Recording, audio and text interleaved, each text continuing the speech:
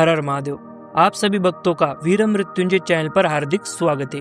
भगवान कार्तिकेय, माता पार्वती और भगवान शिव के वो प्रिय पुत्र जिनके समान तेजस्वी और शक्तिशाली योद्धा पूरे ब्रह्मांड में कोई दूसरा नहीं है।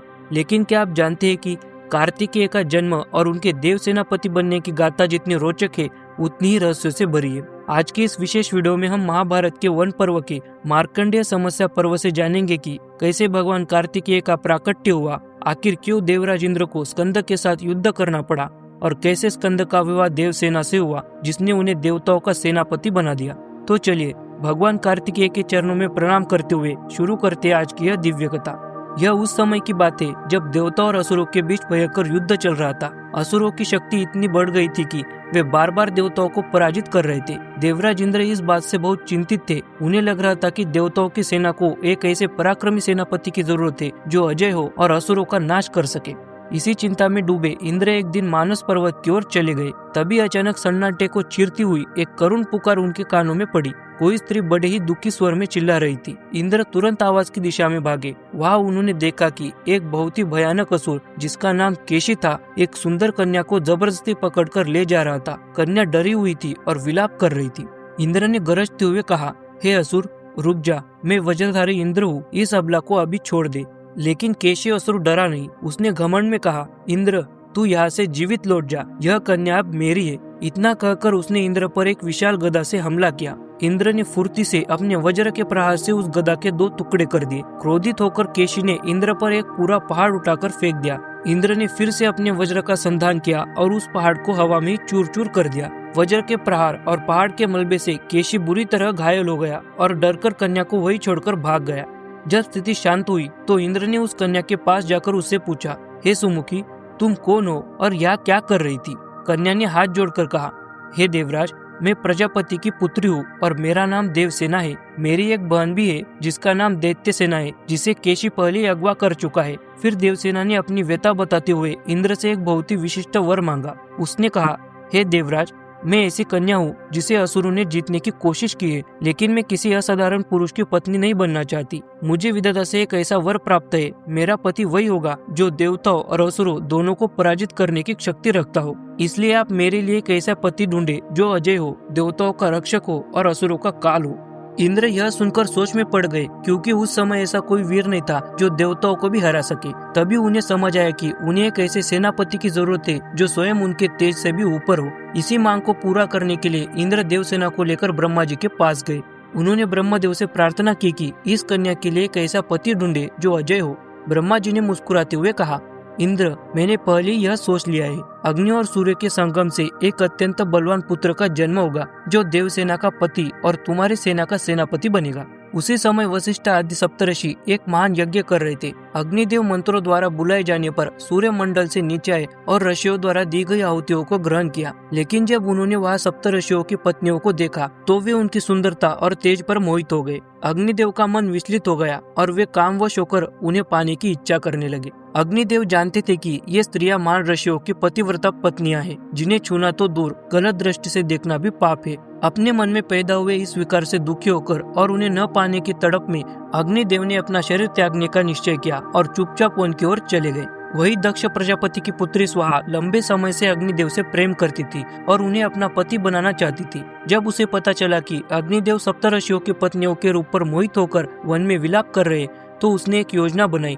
उसने सोचा, मैं उन ऋषि पत्नियों का रूप धारण करूंगी ताकि अग्निदेव की इच्छा पूरी हो और मेरा प्रेम भी सफल हो जाए। सबसे पहले उसने अंगिरा ऋषि की पत्नी शिवा का रूप धारण किया और अग्निदेव के पास पहुंची। उसने अग्निदेव से कहा कि ऋषि पत्नियां उनकी व्यथा जानकर द्रवित हो गई है और उन्होंने उसे यहाँ भेजा है। अग्निदेव ने प्रसन्न होकर उसे स्वीकार किया। सुहा ने एक एक करके 6 ऋषि पत्नियों का रूप धारण किया, लेकिन वह वशिष्ठ की पत्नी अरुंधति का रूप नहीं ले सकी, क्योंकि अरुंधति के पतिव्रता धर्म का तेज बहुत अधिक था।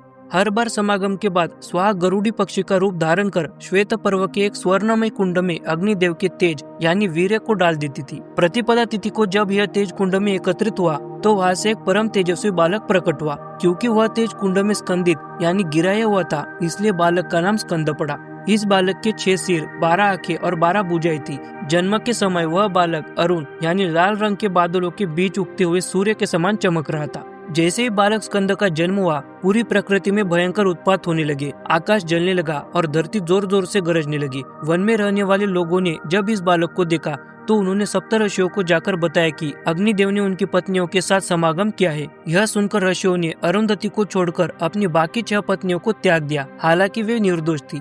केवल विश्वामित्र ही जानते थे कि यह सब स्वाहा का माया जाल है, इसलिए उन्होंने आगे बढ़कर स्कंद के सभी संस्कार पूरे किए। अब यहाँ एक बहुत बड़ा सवाल आपके मन में आ सकता है। हम सब ने तो यही सुना है कि भगवान कार्तिकेय माता पार्वती और भगवान शिव के पुत्र है, मगर महाभारत की इस कथा में स्कंद के माता पिता अग्निदेव और स्वाहा को बताया गया है। आखिर ऐसा क्यों? क्या यह कोई अलग कहानी है या इसके पीछे कोई गहरा रहस्य छिपा है? इसका जवाब जानकर आप हैरान रह जाएंगे, जिसे हम इसी वीडियो के आखिर में देखेंगे। पर अभी वापस चलते अपनी मुख्य कथा की ओर। दूसरी तरफ स्कंद के बल और पराक्रम को देखकर देवता थर-थर कांपने लगे। वे इंद्र के पास जाकर चिल्लाए, हे देवराज इंद्र, इस बालक को अभी मार डालो, वरना यह आपका पद छीन लेगा। इंद्र ने बेबसी से कहा, यह बालक इतना शक्तिशाली है कि ब्रह्मा को भी हरा सकता है। मुझमें इसे मारने का साहस नहीं है। लेकिन देवताओं के बार बार उकसाने पर इंद्र अपनी सेना और मातृकाओं के साथ स्कंद का नाश करने के लिए निकल पड़े। जब मातृकाएं स्कंद के पास पहुंची तो उसका अद्भुत तेज देखकर उनका क्रोध शांत हो गया और वे उसे अपना पुत्र मानकर दूध पिलाने लगी। बालक स्कंद अब एक हाथ में चमकती हुई शक्ति और दूसरे में एक विशाल मुर्गा पकड़कर खेलने लगा। उसने ऐसी भयंकर गर्जना की कि बड़े बड़े पर्वत तक फटने लगे। खेल खेल में स्कंद ने अपने बाणों से क्रोंच पर्वत को बीच से ही चीर दिया। उन्होंने अपनी चमकती हुई शक्ति से श्वेत पर्वत के शिखर को भी उड़ा दिया, जिससे डरकर बाकी पर्वत आकाश में भागने लगे। अंत में हार मानकर सभी पर्वतों और प्राणियों ने स्कंद के चरणों में सिर झुकाया। तभी से यह विधान बना कि हर महीने की शुक्ल पक्ष की पंचमी को लोग भगवान स्कंद की पूजा करेंगे। देवताओं के बार बार उकसाने पर इंद्र अपनी विशाल सेना लेकर स्कंद को मारने निकले। इंद्र को आता देख स्कंद ने एक भयानक सिंहनाद किया, जिससे इंद्र की सेना समुद्र की लहरों की तरह चकराने लगी। जब स्कंद ने देखा कि देवता उन्हें मारने के लिए शस्त्र उठा रहे हैं, तो उन्होंने क्रोधित होकर अपने मुख से आग की भयंकर लपटें छोड़ी। उस आग ने देवताओं की सेना को जलाना शुरू कर दिया, जिससे डरकर सभी देवता इंद्र का साथ छोड़कर स्कंद की शरण में चले गए। जब इंद्र ने देखा कि वो अकेले रह गए, तो उन्होंने अंतिम प्रयास के रूप में अपना अमोघ अस्त्र वज्र स्कंद पर चलाया। वह वज्र सीधे जाकर स्कंद की दाई पसली पर लगा और उनके शरीर को दाहिनी ओर से विदीर्ण कर दिया।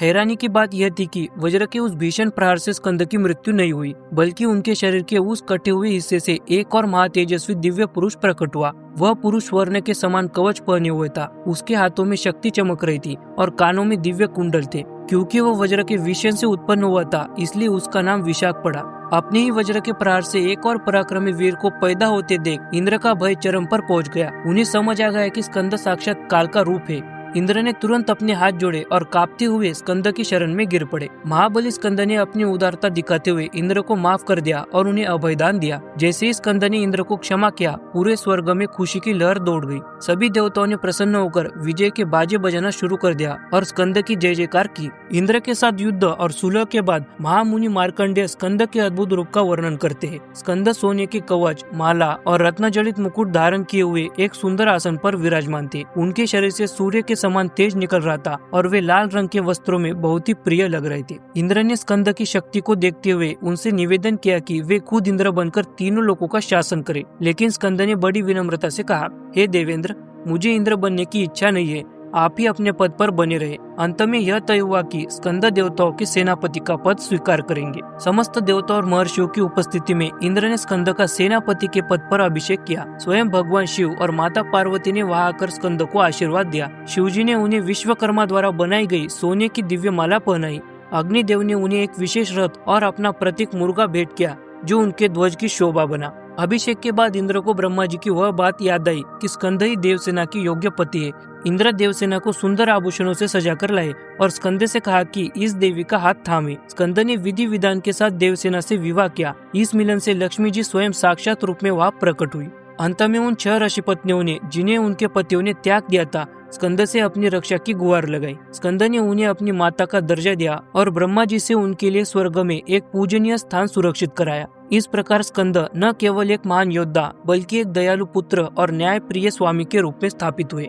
अब हम बात करते हैं उस रहस्य की जिसने हमें शुरू में उलझाया था कि इस कथा में कार्तिकेय के माता पिता अग्निदेव और स्वाहा को क्यों कहा गया है। इसका उत्तर हमें इसी महाभारत के अगले अध्याय में मिलता है, जहाँ स्पष्ट किया गया है कि भगवान रुद्र ने अग्नि में और भगवती उमा ने स्वाहा में प्रवेश करके समस्त लोगों के हित के लिए कार्तिकेय जैसे अपराजित वीर को उत्पन्न किया है। यानी वो अग्निदेव और स्वाहा कोई और नहीं बल्कि स्वयं महादेव और माता पार्वती का ही स्वरूप थे, जिन्होंने यह अद्भुत लीला रचकर स्कंद को जन्म दिया। इस तरह यह कथा प्रमाणित करती है कि स्कंद साक्षात शिव शक्ति की संतान है। तो भक्तों, आज हमने भगवान कार्तिकेय के जन्म से लेकर उनके अजय योद्धा और देवताओं के सेनापति बनने तक की संपूर्ण गाथा को जाना। यह कथा हमें सिखाती है कि जब अधर्म बढ़ता है तब महादेव की शक्ति किसी न किसी रूप में प्रकट होकर धर्म की रक्षा जरूर करती है। अगर आपको महाभारत की यह दिव्य कथा पसंद आई हो तो वीडियो को लाइक करें, शेयर करें और वीर मृत्युंजय चैनल को सब्सक्राइब करना न भूलें। हम फिर मिलेंगे एक नई वीडियो के साथ। तब तक के लिए हर हर महादेव, जय माता आदि पराशक्ति।